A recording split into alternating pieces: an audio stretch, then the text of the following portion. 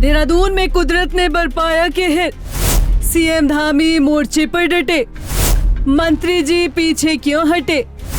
देहरादून में मचती रही तबाही, पीडब्ल्यूडी विभाग के सोते रहे अधिकारी।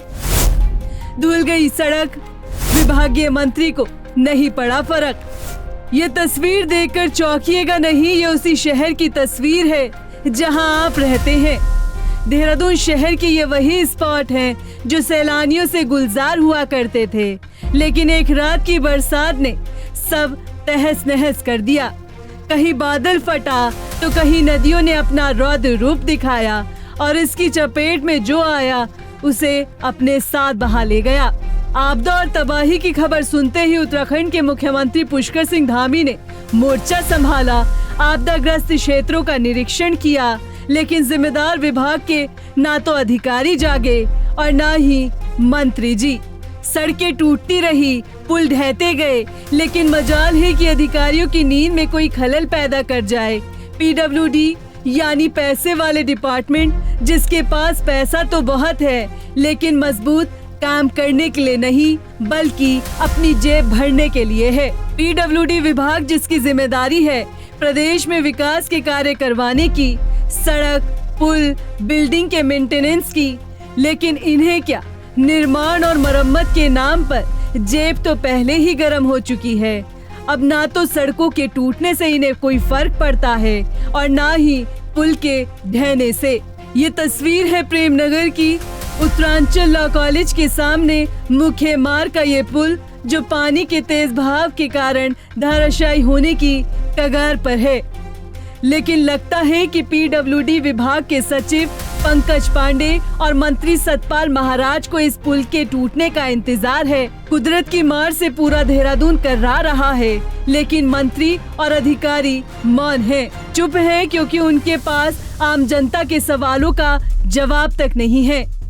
मजबूत सड़कों की जगह पर कागजों की सड़कें तैयार की गई है और ठोस पुल की जगह पर मोम के पुलों का निर्माण किया गया है। आपदा के इस बीच सूबे की सियासत भी गर्मा गई है। मुख्य विपक्षी दल कांग्रेस ने भी कई गंभीर सवाल उठाए हैं। पूर्व सीएम हरीश रावत ने पोस्ट लिखकर सत्ता पक्ष से सवाल पूछा है और तंज कसा है। उन्होंने पूछा है कि जरा सोचिए, जो बादल सहस्त्रधारा क्षेत्र में फटा, यदि वो बादल रिस्पना क्षेत्र में फटा होता तो तबाही का क्या मंजर होता। वहीं कांग्रेस विधायक प्रीतम सिंह ने भी इस मुद्दे पर सत्ता पक्ष पर निशाना साधा है। आपदा को रोका नहीं जा सकता है। आपदा आती है, लेकिन आपदा के बाद जो देवी आपदा प्रबंधन होना चाहिए वो देवी आपदा प्रबंधन कहीं पर दिखाई नहीं दे रहा है। देहरादून का मैं जिक्र करना चाहता हूँ कि देहरादून में बहुत ही बुरी स्थिति आज के दिन है।